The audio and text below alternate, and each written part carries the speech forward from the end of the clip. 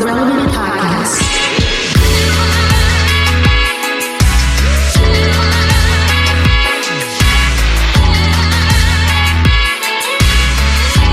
It's episode 1102, and it's the Relevant Podcast here in Orlando. I'm your host, Cameron Strang. You may be wondering, where was episode 1101? Well, the answer is, dear listener, in the 11th hour, there was a major technical issue, and that episode is pretty much lost to the hard drives up in heaven. So, sadly, we missed Tuesday's show, but here we're back with 1102, and we'll make up for it. It'll be especially good. All right. Like I said, I'm Cameron, and joining me from Loverland, Virginia, it's Jesse Carey. Hello, hello. From Nashville, Tennessee, our managing editor, downtown Emily Brown. Hey, y'all. Derek is out this week, so accepting the moniker of artist, producer, mogul is our newest cast member from LA, right. Marty. Marty, what's going on? I don't know why I said my name again. All right, let's go. Marty, you're doing a great job. Marty in the house. House. Marty, I think you should reply to yourself in the third person. You know? Just to see Marty in the house? To be one of those. Always like a villain off of like James Bond. Like Goldfinger says no, like one of those. Yeah. Just give it a shot. Yeah, no one would look at you weird. Maybe it could work. Like it. I do sometimes. I actually have like an old, like I refer to myself as Old Man Marty whenever, like I just don't want to go out anywhere. I'm like, Old Man Marty's out, and then for my wife, I'm like, Hurricane Jocelyn's out. So everybody has like a nickname in my family. Like, how did she get? It's a category. Why did you get Hurricane? Why are you Old Man? Because like Old Man Ebro is a famous, hip hop, VJ or DJ. Yeah. So I feel like I'm eventually going to become Old Man Marty, like rap wise, because I never enjoyed being in my 20s. I just thought 20s they were okay. But now that I'm in my 30s, I'm 35, like 30s are so awesome. And like my body's normal. I don't have my hormones going crazy. I have adult money. I have, like things change in your 30s. The best years of your life in your 30s. When you're 20s, you don't know what is going on. So I prefer being in my 30s. I don't want to be 25 again. I just can't do it. I also think like when a personality transcends a certain level, they can get away with calling themselves, just like calling themselves by the third person. Like you see it like an athlete, like Floyd Mayweather calls himself Floyd. Yeah, exactly. Yeah. Floyd Mayweather isn't taking the fight because Floyd Mayweather doesn't like that kind of fight. I feel like if you just own it, people will accept it, and they will put you in that elite category. Marty's clearly in the elite category. I'm not that cool, but I will be using Old Man Marty. I'm just saying it now. I feel like in case somebody uses it, so we could just have this record. I could sue them later. Really, I just need to get that out. Yeah. You've established it. Like it's like mailing something early because when you mail it, it becomes copywritten. So you just it's one of those. Speaking of elite level celebrity, there was recently the VMAs were on, and a few days ago. I want to talk about this for a couple of reasons. One, I didn't realize the VMAs were still a thing. Like, because every time I've happened to go by, is that all MTV does? Is just produce this and ridiculousness? It's funny because I think for the last few years, truly no one's cared about the VMAs to the point where the fact that it was on a Tuesday night kind of seems like MTV was I guess we got to keep this going. But it was actually pretty good. Like, it was shocking how it was good. Like, I'm actually keeping up with this. This is fun. It was pretty good. So I don't know what they did. Taylor Swift showed up, right? Like Taylor, she didn't have to. When she shows up, it made it a big deal. Like, everyone was kind of excited. Like, okay, Ice Spice is here. Like, who cares? But when she showed up, she makes it legitimate. So I will say that when I saw Taylor Swift, I was like, this makes the show legitimate. She's physically here. Well, it's funny too because it's no offense to the VMAs, but you won a VMA, cool. It's just not a bragging. It's something we can brag about. So it is funny that Taylor showed up. Lil Wayne did an old song when he performed, right? Like Lil Wayne did old songs from 5 years ago. Nicki did Itty Bitty Piggy. I was excited. Yeah, but maybe this is just a cultural blind spot, but I grew up on MTV, like when the VMAs, because like to your point, Emily, like winning the award was never that big a deal. It was just a big party, right? Just like the Video Music Awards, right? And there was always those shocking moments where somebody would kiss somebody or somebody, whatever. It was just that it was basically like a raunchy version of like the Nickelodeon Kids Choice Awards. Yeah, you know what I mean? Like that was essentially what it was. You might as well be sliming really people oddly up there. Correct. It's kind of fun. Okay, I have a very hot take. It's like so hot off the press that it's probably going to get us in trouble if I say this out loud. Can I say this? Can I say this, Cam? Say it. Yeah, I think Doja Cat is awesome. I love her. I know that every Christian rapper, every Christian artist, like she's so demonic. Dude, that first off, the beat for Demons is very fire. I think she's the best female rapper, and I think from an artist level, she's incredible. I think she's actually, from an artist perspective. Now, the content is sketchy. It's all demons and weird. It's take that part out. But dude, she performed at the VMAs and she killed it. Even though she looked crazy, she killed it. The people behind her look like Carrie. They're all covered in blood. And Carrie does that little thing and the thing falls on her head. So, but I thought she killed it. I thought all the performers were good. I thought Lil Wayne was out of place. Like, why is he performing a song from 2018? But whatever. I thought it was a good show. I halfway through it though, I did fall asleep. I'm not gonna lie. It was very long, like way too long. It was very long. They really should have. And Nikki's gonna win. Nikki's gonna win, and because she's hosting it, she's gonna win best rap. It's gonna happen. I literally followed along on social media, but have no ability. I realized I have no ability to watch it. I don't have cable, so it's it went on any of the streaming. I have cable, and I still had to wait until 3 hours later to watch it, which was even weirder. Because I'm on the West Coast, they made me wait for the West Coast time for it, even though all the clips were out and it was on TV already. It's kind of weird. That's funny. I still have questions though. How many people work at MTV, and do they just play on this all year? I think that's all they do. And plan this is all they do. They're doing the Jersey Shore Family Vacation reunion. That's been going on for a couple seasons, where they brought back ridiculousness. Yeah, that's right. They're just doing the old shows. That's all they have. That in Jersey. Yeah. Yeah, so literally the 7 people who work at MTV right now organized the challenge, which is like a 6-week run. I think that moved over to VH1 actually. I think the challenge. I think I've seen it in prime time. It's on Hulu CBS. now. Everything got moved to other stations, but they still own it. But I mean, the 7-8 people that work there, do they just 7 or 8 people. Do they just schedule the order of reruns of ridiculousness? Yeah, and then plan the VMAs once a year. Once a year. I don't know if they do the Video Music Awards, but I do feel listen, even if they moved into the streaming era. Back in the day when they had TRL, which was a live music countdown of basically the top 10 songs in the country, and you could, I can't remember the construct if you could vote or if the voting really even mattered. Carson Daly, but they would have pop stars and celebrities just pop in and create drama. There was often drama, always. And they would kind of. That show was made for the social media era. It was. There's no reason. If there was a TRL that streamed every afternoon.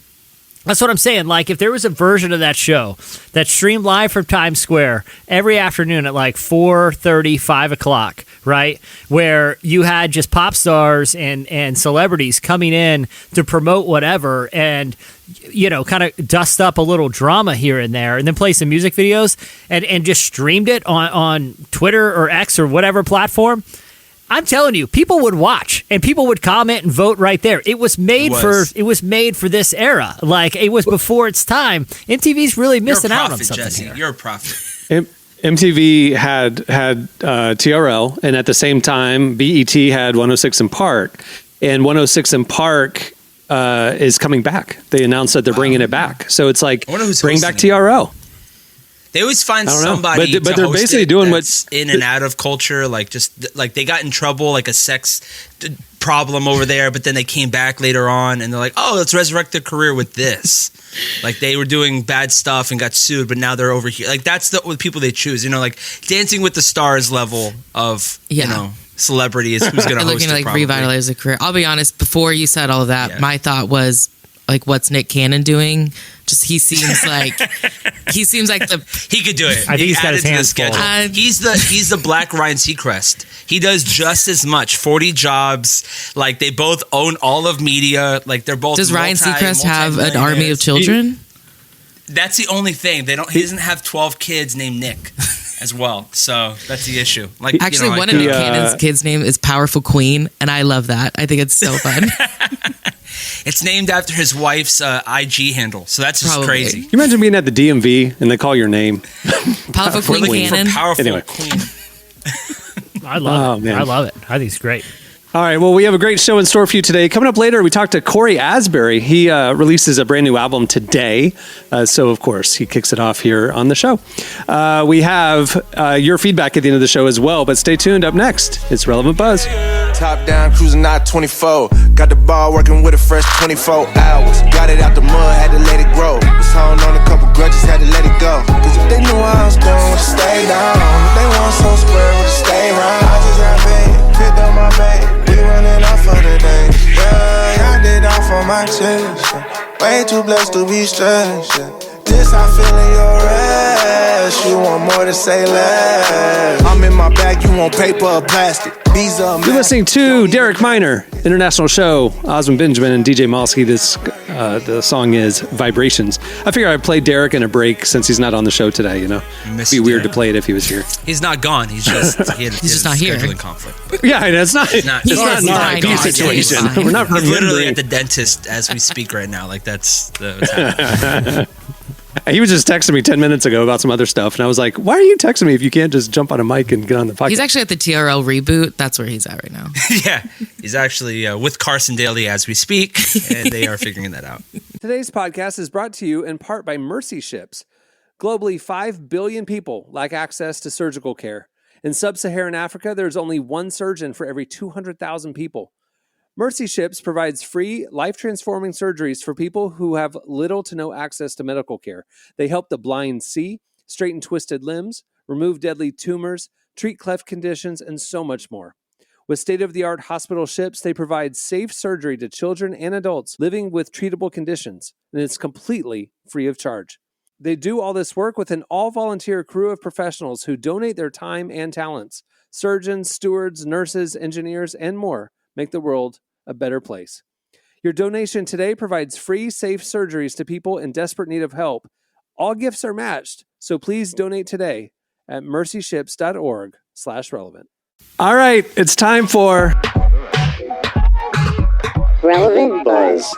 Tell us what's happening at the intersection of faith and culture this week, Emily. Well, summer's coming to an end, but the writers and actors strike is not. So we thought it would be a good time to maybe do a little bit of an update on what's going on in Hollywood.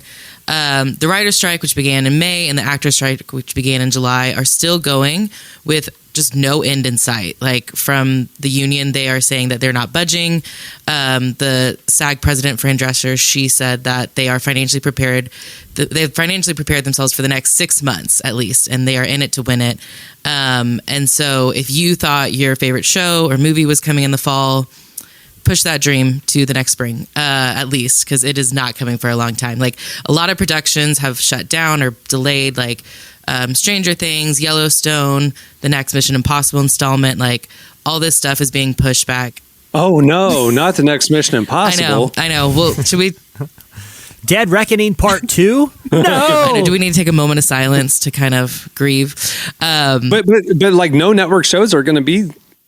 Yeah. Normally, right now, mid-September would be when stuff starts. Now through mid-October, and there's nothing. Huh? I'm personally upset because I really like Abbott Elementary, and I was looking for another fun season. Yeah, it's really the one that got hit. Yeah, that's the first one that got hit. I actually went to the studio when like the first day of the writer's strike, and they, it's weird. It's weird to see like nobody on this, because in LA you could do the studio tours, so it's weird to see nobody like anywhere. Nobody's working. It's just like the people showing us the city. Wait, so they're still doing studio tours? Yeah, they are. Abbott's actually filmed there. Yeah. And so you could see the whole school, the whole thing. And so we went there, and there's like just nobody there. There's 2 other shows too. One's another high school show, and then one's about this guy who like sells socks. Like that's another show that is filmed on the studio. It's like Something Loves Somebody. It's one of those shows that nobody knows about, but it's like winning. It's winning awards and stuff. CBS. The only studio tour I've ever done was at Nickelodeon Studios when it was in Orlando. Oh, nice. Yeah, and they filmed Clarissa Explains It All, and we got to walk as they were like shooting an episode. We would go walk through, look at it. I thought it was super cool. Ferguson, yeah. Now I'm not like optimistic, to be honest, that even after 6 months, either of these strikes are going to be coming to any sort of resolution, because it seems like a lot of what it's at play here is honestly beyond. And listen, I'm no expert, but I've been trying to follow this reasonably closely. Yeah. But it's like the whole business model of the industry has changed so dramatically that there just aren't, the same sort of like residuals that used to exist. Like syndication isn't really a thing anymore. Like no one kind of, the value that a series can bring to a streaming provider, which is the way most people consume media these days, that value can't just be calculated in how many people watched it. You know what I mean? There's other ways to calculate the value that certain properties bring to streaming outlets that's beyond just volume of viewership. Like if you look at like the top 10 in Netflix, assuming that algorithm is truthful, right? Because they own the data. They can put whatever they want in that top 10. Most of it is like, random wildlife documentary or action movie that no one cared about when it was released in 2017 with Liam Neeson, but now it's new on Netflix. I just saw it nonstop. What the heck are you talking about? but the deal is, the shows that bring prestige and actually bring subscribers aren't necessarily the ones that bring the most viewers. And so how do you even calculate value that's supposed to kind of trickle down? Not to mention the whole AI thing. There just seems like the industry itself has changed very rapidly, and it seems like executives and these two guilds are having trouble figuring out how it even works anymore. Well, their contracts coming up this year is unfortunate for the actors and the writers, because this year, if you remember 6 months ago, what was happening on Max and whatever, they were taking all these shows off and why? It's because like Disney lost $1 billion on their streaming platforms in the last year. $1 billion. They lost it. And, Max was bleeding money. That's why they merged with Discovery, and they're trying to save costs and they're trying to cut content and all this kind of stuff. So it's like now the writers and actors' contract is up and they're going, well, my show's getting sold to these other platforms. I should make money when it's sold or played. And the streamers are going, we lost $1 billion this year. There's no profit to divvy up. Yeah. There's no profit to give you. So it's like the studios are literally at an impasse going, we don't have any more money. We're losing money. We got to cut costs, not raise them. And y'all are saying validly that I should be paid for my work in perpetuity. So it's like they're at an impasse. I agree with you, Jesse, that there's no pot of gold to divide up. Well, everybody's losing money. Everybody. Well, so. And not only that, like, the model used to be you do a show and if it does well, you get money on the back end. But streamers just pay everybody up front and say, listen, here's what you want. Here's what we're going to pay you, whether it does poorly or whether it does well. Ryan Murphy got like $250 million up front, and it shows no one really cared about. You know what I mean? Like, but that's they just said, because there is no back end anymore, we're just going to give you up front. But I get why people want the old way. They want to get money on the back end and the front end. It's totally understandable, but like I said, it seems like the industry has changed, and that model just doesn't really exist. You know who got hit the worst? There's one person that got hit the worst, all right? And it's a friend of mine. It's someone I know. It's a girl by the name of Leslie Grace. Leslie Grace was Batgirl. She was Batgirl. They did the whole movie with her. They did a whole TV show. Brendan Fraser was the villain. She was set to win. She was on In the Heights. Before that, she was in something else. Like, she's been an actress. She's an amazing singer. She was Batgirl, and they canceled it so that they could use it as a tax write-off. That's where we are in the industry right now. So she was Batgirl. Michael Keaton was in it. Brandon Fraser was the bad guy. Shout out to my friend Leslie. I am so sorry, and you deserve better than that. But that's some of the messed ups. They filmed for like years. She had to work out this whole thing. The producers talked yesterday. They saw The Flash, and they were like, we were supposed to be in The Flash. Now it looks like a mess. Like the whole movie's kind of weird. So, man, shout out to and then also another thing is like, you know that like the Marvels is coming out like in a couple weeks. Like they're not making trailers for it right now. They're not making trailers for The Equalizer. You know, like the movie I saw a couple weeks ago. It's like how people make, like, I don't even know movies are coming out. It's kind of crazy. There's nothing being promoted. That's what's happening on the strike, and they want 1 or 2%. That's all they're asking for. 1%, 1 point something. Yeah. I'm about to start protesting with them outside in LA in front of Disney World. Seriously. There's a whole Disney studio, and they're all protesting. And last time I was out there, I saw Liam Neeson, Jesse. He was out there. He's very tall, and he always pees in his pants. He was taking care of business. Do you know about how he always pees in his pants? What? Did you hold on? Do you guys know that Google, if you guys on your own personal Google Liam Neeson pees in pants whenever he's in public, he pees on himself. I don't know why. Right now. It's a real thing. That's going to mess up my algorithm. Yeah, I know. It's my accountability blocker went through the roof. But if you Google that, it's a whole thing with Liam Neeson. Does he have a medical? People don't know. Filled in. The jury's still out. Liam Neeson, and I put the letter P, and it filled in pees his pants.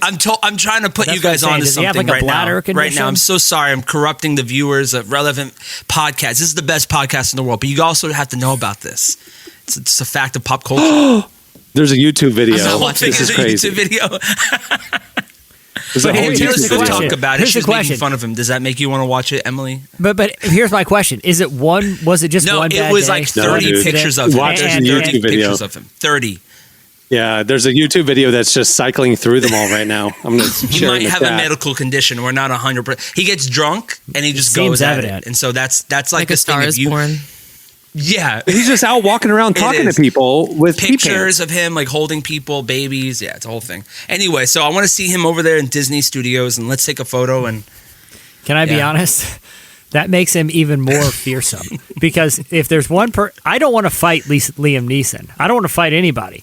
I'll tell you who I definitely don't want to fight. Someone with soiled pants. And doesn't care about it. Like, that makes them even more fearsome. He doesn't care. Look at these pictures. He's just walking around in broad daylight. This is our clip that if we cut this really quick, we'd go viral really quick, because I think people need to know about this. They don't know about this. It's a mess. Can I be honest? I'm kind of more curious about the YouTuber who has been consistently posting videos in addition to this Liam Neeson pees his pants that are seemingly unconnected by anything. Like, he has a compilation from 7 years ago of Liam Neeson peeing his pants. Yes. But up until 7 months ago, he's been pretty consistently posting completely random videos on YouTube. We have Rally Drift compilation. Weird. It's a weird one. We have Donald Fagen killed by gorillas. Now this. Apparently a news story about someone who was killed by gorillas 3 years ago. That appears to be ripped from the Now This channel. We have Peter Griffin, Funny Trip, which is only 14 seconds long. Like, it doesn't seem like clickbaity enough that it's just someone regurgitating videos, because it seems like almost no effort was put into any of these titles. AI made it almost. They're most... Yeah, it is like AI made it. But again, he's been doing this for over a decade. The Liam Neeson pee his pants compilation is just one of many seemingly completely unconnected videos. Yeah, and it's also behind the Gambler song. It's behind Kenny Rogers' The Gambler song, so that makes it even more random. No, it's Pete Townsend's Let My Love Open the Door. TV themes with legendary burrito, married with children. That was one of the videos that got more views than I did. His caption says "Rest in peas." The worst part about this video, Cam, is that there's more photos that I've seen. Like, this is just there's so much more. Like, these aren't even the ones that I've seen. Like, these are new. Okay. So what's the latest on the strike, Emily? Hold on. Speaking of the strike, this YouTuber's bio on their site for About is simply the words, "My dad died." Oh my god! Goodness. It's very odd. That's more. This is more interesting to me than the Liam Neeson thing. Okay, sorry, Emily. Yeah, bringing it back to the strike, we do have one update that things are somewhat moving forward. Not necessarily with the strike, but this week it was announced that daytime talk shows, specifically Drew Barrymore, she was kind of the first one to say it. She's going to be coming back with their show, and there's a lot of daytime television that's coming back. And obviously, a lot of the strike is upset about it because, like they're hoping to hold out to get money and stuff. But no, Drew said that they're moving forward. But it's not just Drew; it's like there's 7 a bunch, shows. but a bunch, except for Kelly Clarkson. I do want to clarify that my girl's holding strong, but it is interesting because Drew said that she was still going to be compliant and not talk about films or shows with actors that come on. So I just want to know, what is the talk show going to talk about? Because if you're not going to talk about movies or shows, what's going on? Well, and two, the crazy thing we were talking yesterday is like, okay, if 1 or 2 shows, like Live with Kelly never went off air. They don't use union writers, so they've been broadcasting this whole time. I think the Talk did too, or something like that. Maybe The View. Yeah.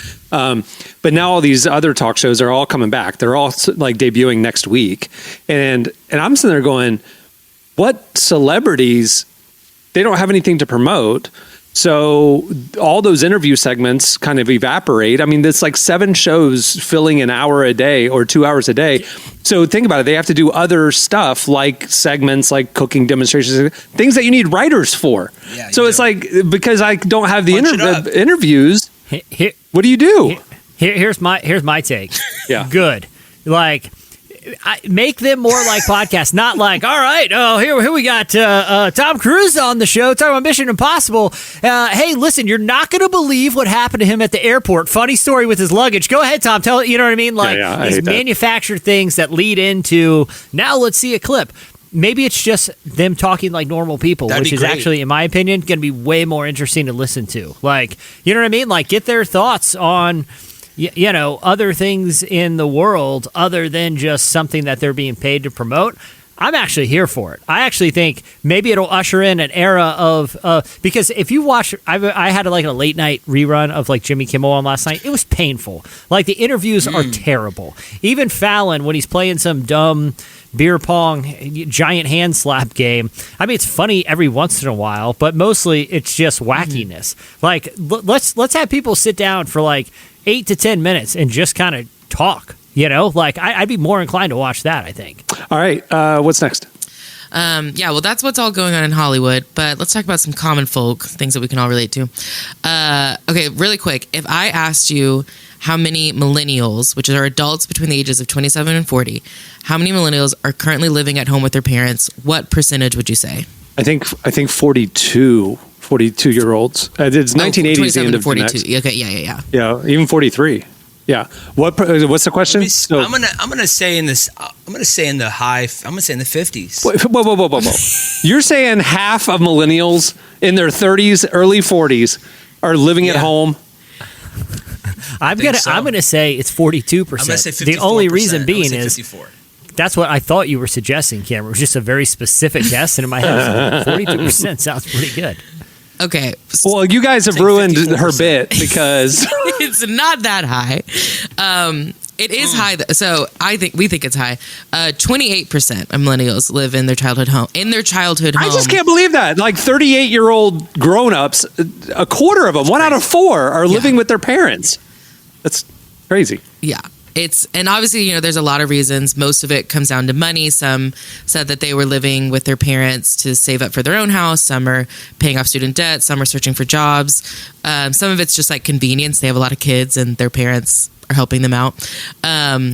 But what's interesting is 85% of people surveyed said that there's like nothing wrong with living with your parents, but still 30% were embarrassed about it. I feel sad for them. There's no reason to be I wouldn't be embarrassed. I mean, that's amazing. You don't have to pay bills. Yeah, that's what I'm saying. Like, look at like Europe and the Mediterranean. They have like 6 generations in one house. They just never move. That's the family house. Yeah. Like, that's where you grew up. That's where your kids are going to grow up. That's just how it is. I don't think there's anything wrong with it. In fact, when I was moving houses one time, between houses, I had to move in with my parents for a couple months. I'm not going to lie. It was awesome. I didn't worry about anything. Like, and I wasn't going to break their rules. I wanted to go to bed early. I had work the next day. It wasn't like when I was a kid. It was great. I love meatloaf. There was a pantry full of snacks. My mom was making dinner. I had full-time babysitters, whatever I want for my kids. That's incredible. My dad was always written cool movies and stuff. Like, it was great. I get it. There's no shame, man. If you live at home, Dude, man. there is no shame. I want people to know that. You could listen, being at your parents' house, it's not easy to do, so I don't want to make a joke of it because some people, like, you know, that it's a sensitive subject. I get it. But, dude, just embrace it. Who cares? I mean, like, embrace it. I mean, I get it. Everything is so expensive right now. Everything is crazy. Everything in life that's life. It's hard. But you know what? A lot of people in California, they live with their family, and then they get the leg up, and then they buy. So, like, in the neighborhoods here, families will move in, so you have like two families living together. Eventually, one will work, then buy the next house. And so, like, whole neighborhoods in California are owned by families that literally will, like, sponsor a family and give them the next house. And so, yeah, that's a big thing out here, especially in the Asian community and the I would and the sneak Latin things community. on the grocery list just to see, just to push it. Hey, Mom, are you going to the grocery store? I was thinking maybe Cocoa Puffs, Yeah. you know, and like it was just like stuff. I'm not going to go buy that on my own, but if my My parents are paying if for I'm it. under their roof, I might as well shoot my shot here. Yeah. I will say, so I was in Dallas mom a goes few to weeks Trader ago, Joe's. and I was telling a friend, like, I was excited to go home, see my family. I did say out loud, I'm also excited because I don't have to buy groceries for the week, and my mom's going to buy really good groceries. And she did. And even, I didn't even tell her, she bought me my favorite snack when she went, like, after because I surprised them. So, like, once she knew I was there, she went out and got my favorite snacks, and I was like, why don't I come home more often? Like, this is actually really enjoyable. You're right. It is different as an adult. Cook your favorite foods. Yeah. Cook your favorite foods. You know, like, that's awesome. It's there's not a lot of downside. Yeah, it is just. No electricity. You have to pay for I electricity. think it's just interesting because I try to think about, like, how many people do I know that are living with their family, and, like, saying 1 in 4 millennials, that seems high, but you're like, I mean, yeah, doesn't seem to be a downside. So what we're saying is, don't pursue anything. Go move back in with your parents. Life's better. Don't pursue anything? I don't know.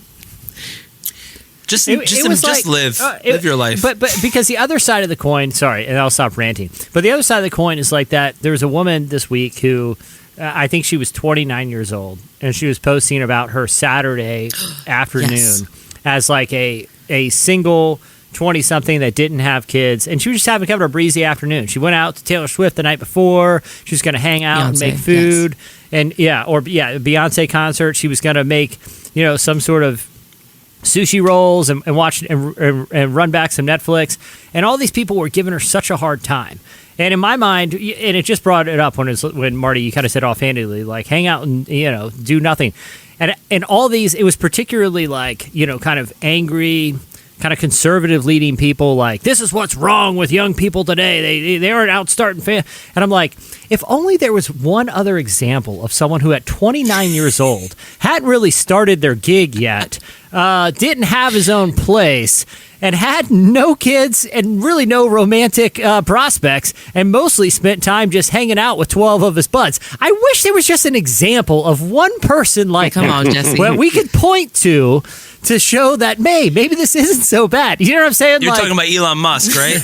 yeah, exactly. Jesse, that's the most like youth pastor you've ever sounded, but I love it. But it was true. you It was did. true. Like, everyone's like You did sound giving youth pastory. this young woman such a hard time when I'm like, Jesus didn't even start his ministry till 30. He didn't even start it. Yeah. Like, it was so unnotable that the writers of the Bible, who wrote genealogies for chapters at a time, didn't even make one note about what he was doing in his 20s, because it probably wasn't all that exciting. Yeah. You know what I mean? He was just Sorry, ran over. no. That's the right rant we need Have to be grace on having. yourself, 20-something. Yeah. Give yourself some grace, man. Exactly. All right. What's the last thing, Emily?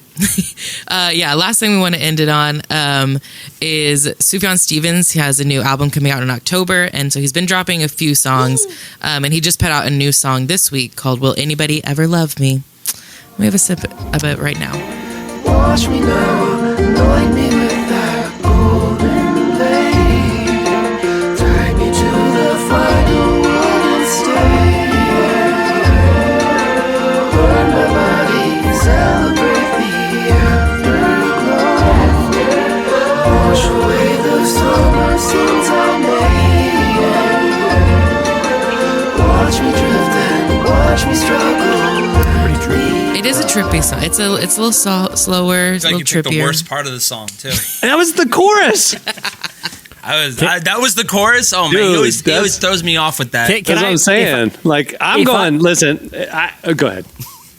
I was going to say, just imagine now we're in Times Square, okay? It's Friday afternoon. It is popping out there. We got Busta TRL. Rhymes in the studio. We got, like, Doja Cat. We got, Taylor Mariah Swift. Carey. And then you got Sufjan Stevens coming in doing his weepy thing. Everyone's watching. Everyone's watching. Bring it back, MTV. That's how Incubus did it back in the day. All right, that'll do it for... Relevant Buzz. Make sure to check out relevantmagazine.com every weekday where we're covering the intersection of faith, culture, and everything in between. Thanks, Emily. All right, stay tuned. Up next, Cory Asbury joins us. Waiting for your love to come on. Don't come on. No. And I'm done. Waiting for your love to come on. Don't come on. No. When you go to say so. When you go to say so. When you go to say so. When you go to say so. Bye. You're listening to Bakar. The song is I'm Done. I love Bakar. Well, today's show is brought to you in part by the new book, God, the Science, the Evidence. We talk a lot about faith, but how often do we talk about science in the same breath?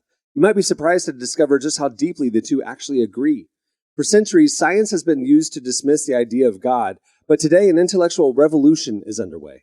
Modern discoveries in physics, cosmology, and biology are consistently revealing the same truth: creation isn't an accident. That profound reversal is what engineers Michel-Yves Bolloré and Olivier Bonassi investigate in their international bestseller, God, the Science, the Evidence. This book is a rigorous, evidence-based critique of materialism, inviting you to explore over a dozen scientific, philosophical, and historical domains. It shows that what was once seemed impossible, that science could point to a creator, is now supported by a vast and convergent body of evidence. With over 400,000 copies sold in Europe, this book is sparking a global debate. It's thoughtful, fascinating, and a powerful reminder that reason itself affirms the existence of God.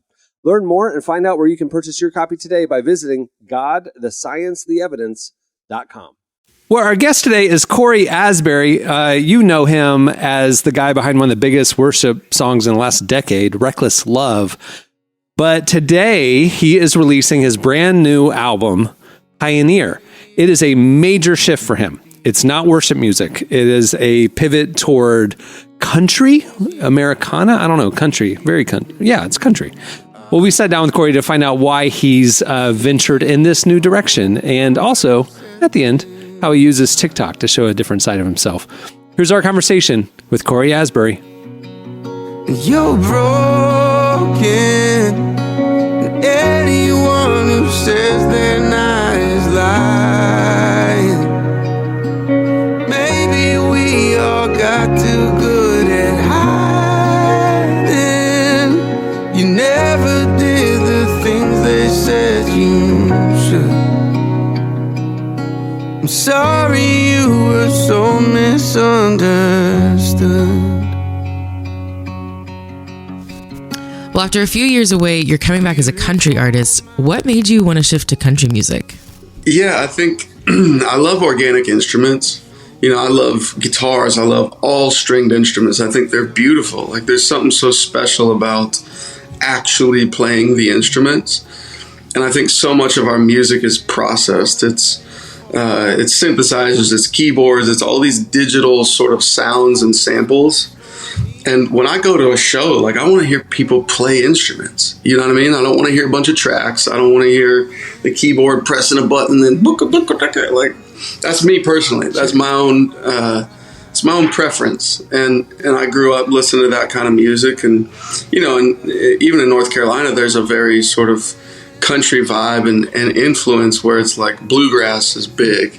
And I remember I found a Nickel Creek CD. I don't know if you know who they are, but they're like I really like their music. It's like very kind of bluegrassy, fiddles and mandolins and all that kind of stuff. And I found one of their CDs in a Dairy Queen parking lot when I was like 12 years old.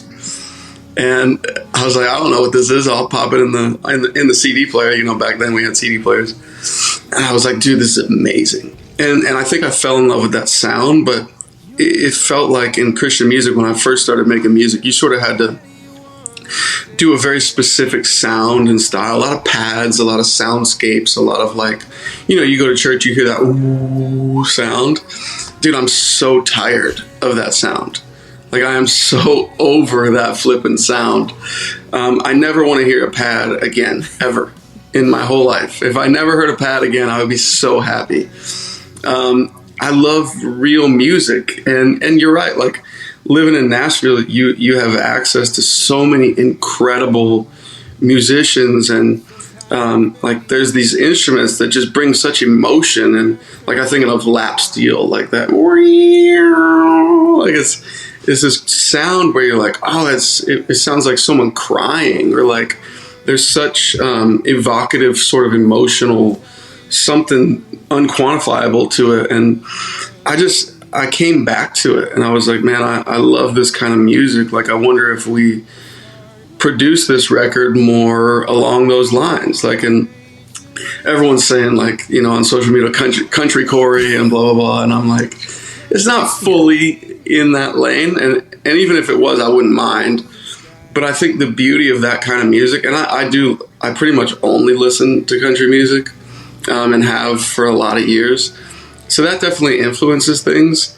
But being in Nashville didn't help that penchant, for sure. I think if anything, it made me want to go after it more. But it was just like, it felt like it fit the music, or the songs rather, because the songs are very story driven. They're very narrative driven. And, you know, I think the tradition of country music is that, like, it's narrative driven. You're telling a story, you're bringing the listener in, and hopefully you're giving them a lesson through this story, whether it's you're talking about someone else or yourself. Like, there's something cool to that. And I think the music just came around it in a really beautiful way. And I'm very happy with how it is. And I'm very happy that it kind of has a bit of a country lean to it. In return, all he's ever been is kind. All he's ever been is kind.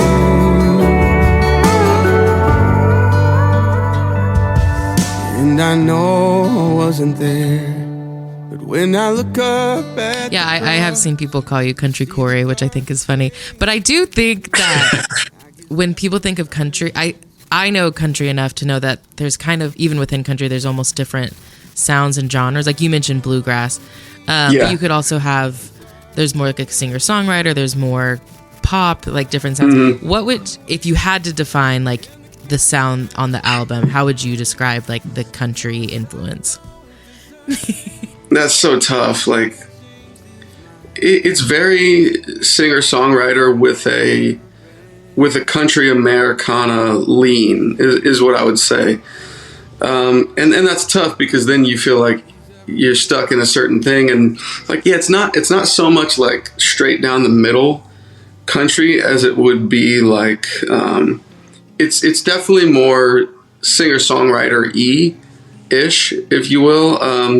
But yeah, with some country leaning elements, with some pedal steel, with some of that kind of stuff incorporated. And yeah, to me, country is just like, it's the tradition of songwriting. And I think what's happened lately is like, you've got your like bro country, where it's like, let's just talk about trucks and beer and like throw a couple of little fiddles in there or something, and oh, it's country now. I'm like, that ain't country music. Like, you don't know, like, that ain't country music. And I might get hated on for that, but whatever, it doesn't matter. You get what I'm saying. Like, there's country, and then there's like kind of broed out beer truck country music that I'm like, dude, that's not it. And every single road I take leads right back to this place. Only Jesus for my pain. And every time I try to run, His kindness called my name. You'd think that I'd have learned by now. Only Jesus for my pain.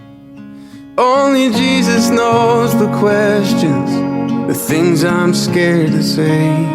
Only Jesus holds the answers to the troubles I can't face. And every single road I take leads right back to this place. Only Jesus for my pain. I do very briefly want to go back to something we mentioned, which was social media, because I gotta say, I love your TikToks. I think they're very funny. And it seems like you're having a lot of fun with them. What do you like about social media, like in making those videos? Yeah, I think they're all different animals. You know, Instagram is different from Facebook, is different from TikTok, you know, and I think you have to know the demographic for each. Like if I posted the stuff on Facebook that I posted on TikTok, people would be like, what is this? And they would unfollow, you know?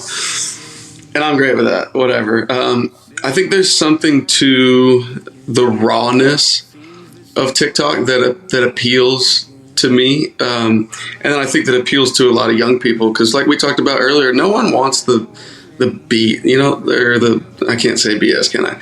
No one wants the fake veneer, you know, like everyone wants it real, like say how it is, say it honest. And that's the beauty of TikTok is like, it doesn't have to look cool. It doesn't have to feel cool. It doesn't have to be all Instagramified with your pretty whites and you're like, you know what I'm saying? Like it just is what it is. And there's something raw to that. And I think that fits sort of my personality, really. Like I'm just going to say it to you how it is. And if that hurts your feelings, I'm sorry. But I'm just going to say how it is. And they fall in line for me. Like it just makes sense. And I think people just want real right now. They don't want you to fake something. They don't want you to fabricate something.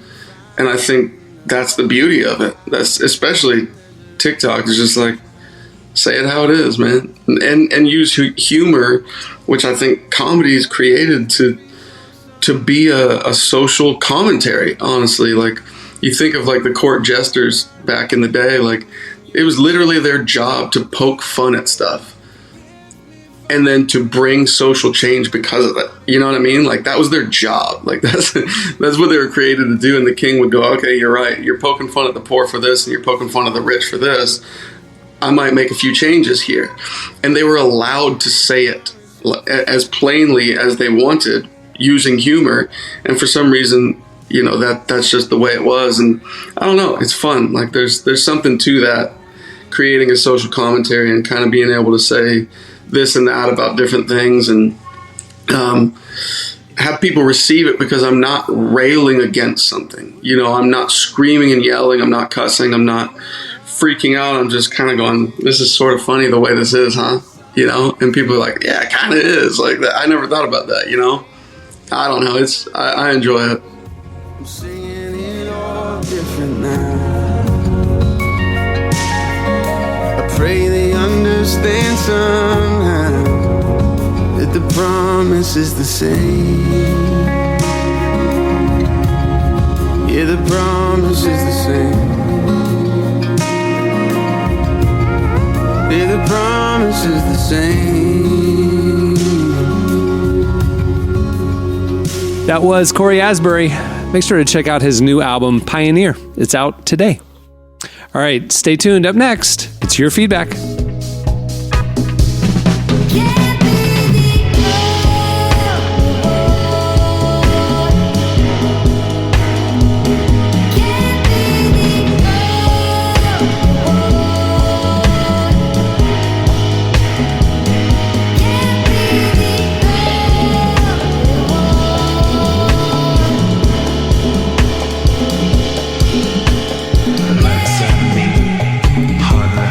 You're listening to Turnstile, Bad Bad Not Good, and Blood Orange. The song is Alien Love Call. Alien Love Call. That's not a real song. All right, it's time. It is a real song. It just played. Alien Love Call. Yeah. Well, today's podcast is brought to you in part by the new book, Confessions of a Christian Alcoholic. Author Jonathan Seidel knows firsthand how even believers can get stuck in shame and destructive habits, especially when it comes to one of society's biggest obsessions, alcohol. In Confessions of a Christian Alcoholic, he details his spiral into disordered drinking and shares the 4-step process he eventually used to break free. There's hope for alcoholics who become Christians and for Christians who become alcoholics. Find Confessions of a Christian Alcoholic wherever books are sold. What if you could change a child's life with just $10? Right now, thousands of vulnerable children in East Africa are suffering from jiggers. It's a painful, preventable parasite that burrows into their feet. Soul Hope is the only organization treating it through foot washing, medical care, and durable closed-toed shoes that protect kids long after treatment. $10 may not seem like much in today's world, but when we come together, those small gifts add up to big change. Join the 10 for 10 campaign. $10 protects 10 small toes. Visit soulhope.org/10 to give now. One small gift makes a big difference. Again, that's soulhope, SOLE, hope.org/TEN. All right, it's time for your feedback. Last week, what we got talking about? We were talking about the latest update on Passion of the Christ. Bible. Electric Boogaloo? What are we calling it these days? Such a great episode. Passion of the Christ 2, Electric Boogaloo, yeah. And we got to talk about we keep hearing the same Bible stories, on the movies. So there's a lot of other content in the Bible. And so we asked you, what Bible stories do you think should be made into a movie? You hit us up on Twitter/X and on Threads at Relevant Podcast. Here's a few of our favorites. DJ Zim 35, which I'm interested to hear his tunes here. He said Samson. Maybe his name is just DJ, though. Maybe it's not Maybe. He's a DJ. I hope he's DJ's. Yeah, I hope he's not just a DJ. He's DJ Zim 35. Samson. He said he's written a 110-page script for it. There's been a couple of them, but the most recent was pretty poor. Listen, it would be a dope action scene because doesn't he kill like a few hundred guys with a donkey's jaw or something? Yeah, he does. Donkey's jaw. Like that would be like a Zack Snyder. I could see his remake of that, 300 style. I could say this with 100% certainty.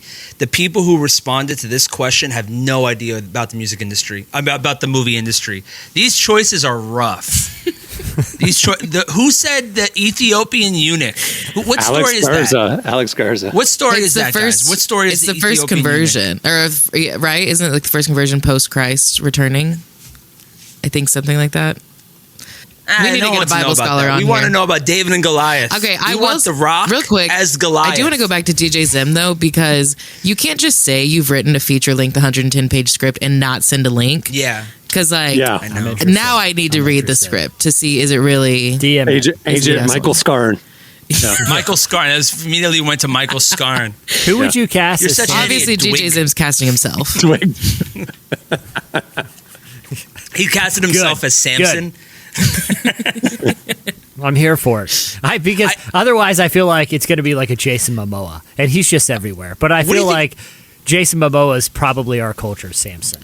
Yeah, definitely, probably. What do you think would be the worst story? Like, what's the worst movie they could really make as a Christian that they haven't already? But what's the worst thing? Like the worst Bible story? There's probably so many stories. Yeah, there's pretty tough Bible stories where people really suffered. I think that's the question. That's the one we got to make. I would say like one of like the less glamorous miracles, like the fishing ones. Yeah, like that's his only experience he had.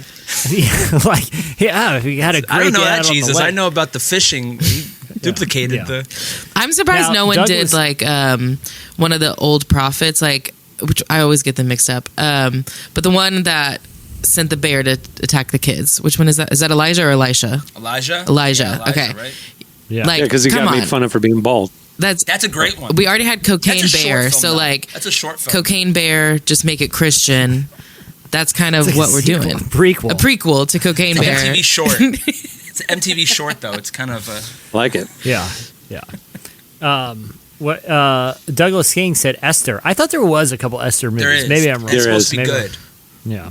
Yeah. I don't know why all I'm thinking about is the VeggieTales Esther one. Isn't there a VeggieTales Esther? Yes. Yeah. There is. I want to see a Veggie. My mom texted me last night. True story. She was like, "Have you seen Chosen yet?" What is Chosen? The Chosen.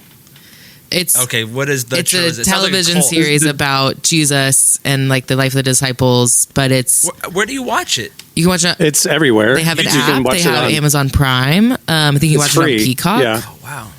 Yeah, it's on Still Peacock. Dallas It's Jenkins, it's airing right now every Sunday night on the CW on broadcast. Yeah. Are we for real? Yeah. On Yeah. CW after Riverdale?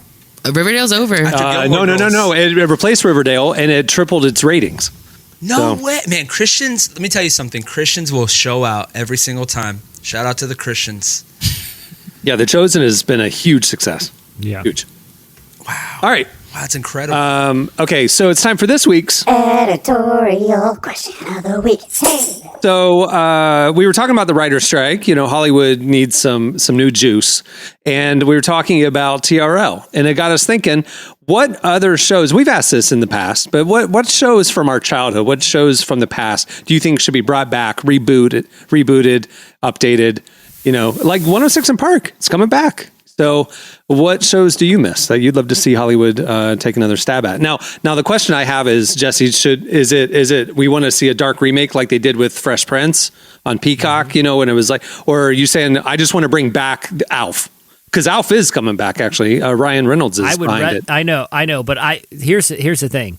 They should have made Alf dark and scary and not because the reason people watch, I think the maker, and I haven't watched the Fresh Prince reboot. I know it's a pretty good story of the person who made a trailer, but it's like the reason people watch Fresh Prince of Bel-Air is because they had the most charming, funny personality on TV lead the show. Like no one was watching for the plot about Carlton getting bullied in the basketball locker room and Will and Jazzy Jeff coming to show he's actually cool or what. No one's watching for that, right? They're watching because Will Smith was hilarious, right?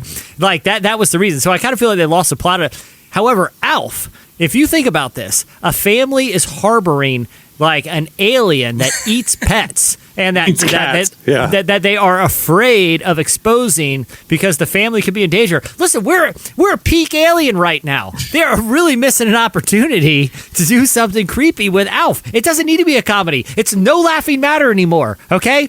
People are really, all spun up about alien stuff. It's not a joke. Lean into the scary Alf. I'd watch it. That's way more interesting to me than a funny alien puppet Alf. We've been there. See, when I think about shows I want rebooted, I do think about like the dumb reality shows of the 2000s. Yeah. That I think like That's where my head went to. I want to see Next. Do y'all remember Like A Next Simple on Life? MTV? Oh my gosh! Next. You just Emily down. Yeah. You took my answer. I was thinking They the get same off the thing. bus. Yeah, they get off the bus and Emily, immediately that was a Next. good one. Vicious or Parental Control. That one was insane. Yeah. Like I love to Yes. see people's lives in jeopardy on True Life. You know, like True Life, like, I'm in debt because I bought Bitcoin. Like, that's the type of stories that I want to start seeing, like new stories now of just turmoil. Why are you at your parents' house again? Oh, you bought 100,000 of Bitcoin. That's what we or need to just know. like a where are they now? Because I need to know where all the contestants on Next are now. I need to know where the people who are on True Life, what are they doing now?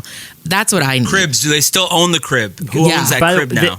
Great call with Next and Parental Control. Two like Hallmark cringe dating shows. But then I would also say like we've become far too ethical as like.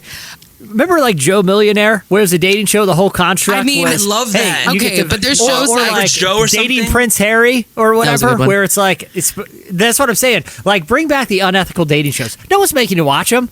Like Netflix has cornered the market, but it's too nice. It's Well, too. I don't know. There's there's the show The Ultimatum where they literally come on and are like, if you don't marry me, I'm leaving you. Like that's kind of like, oh, okay, let's maybe have some That's couples fine, therapy. The one though, what's the one where it's like they have the masks on or like they're dressed as like furries or something like that. Like Oh yeah, that was a good show. the animal That was a one. great yeah, show. like so it's like that, and people were like trashing it, being like, "That's so weird," and I'm like, "No, that's what I want." Like, I want like insane people who are like, "I'm willing to do anything for love, even embarrass the crap out of myself." That's what I want. So I think we need to bring that back. I love I like that it. episode of that show where they mask and they're dating, and the guy's just happy to not get chosen because he saw her outside the mask. And you've seen that episode. He sees her and he's like, "Thank God she didn't choose me." Like he's like jumping with joy, and she's like, "Why are you happy?" He's like, "I just don't think that we're gonna work out together." Like that's the type of level of cringe I need to see. Yeah. All right. Hit us up on Twitter/X at Relevant Podcast and tell us your show recommendations that you want to see come back. We'll read our favorites on next week's show. Well, before we wrap things up, I want to thank Cory Asbury for joining us today. Make sure to check out his new album, Pioneer, came out today. Also, follow him on TikTok. It's a good follow. It's a lot of fun. A couple updates. Make sure to go check out our summer issue of Relevant. I know summer's wrapping up, so is the issue. We got a great cover story with Lauren Daigle. We have Christine Kane, Judah and Chelsea Smith, Andy Grammer, Drew Holcomb, Naomi Rain, so much more. It's all available for free. Just click on the magazine tab right there at relevantmagazine.com. Also, while you're there, make sure to check out Relevant Plus. It is our ad-free premium subscription where you get to experience ad-free versions of this podcast, an exclusive subscriber podcast, ad-free unlimited reading at the website, and an enhanced, beautiful digital edition of the magazine. All the plans start as low as $250 a month, and it's the best way to experience our content. Go check it out. We are also hiring. If you want to check out our latest openings, check out relevantmediagroup.com. That's our corporate site. And if you like the music you hear on this podcast, make sure to check out our Heard on the Relevant Podcast playlist over on Spotify. We've got a couple other playlists there as well that you should check out. Okay. On that note, we'll wrap things up. I'm Cameron Strang. I'm Jesse Carey. I'm Emily Brown. I'm Marty. We will see you on Tuesday. Have a great weekend, everyone.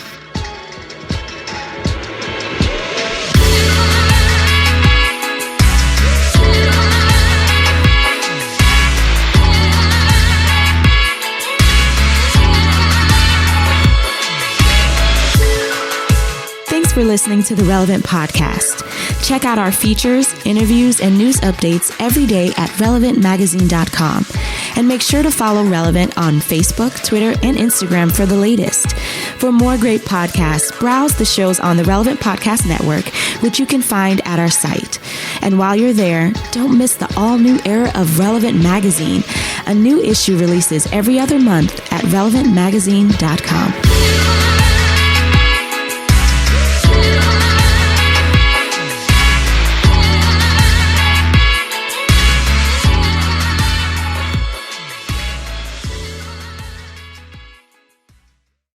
Let's have people sit down for like 8 to 10 minutes and just kind of talk. Relevant Podcast Network.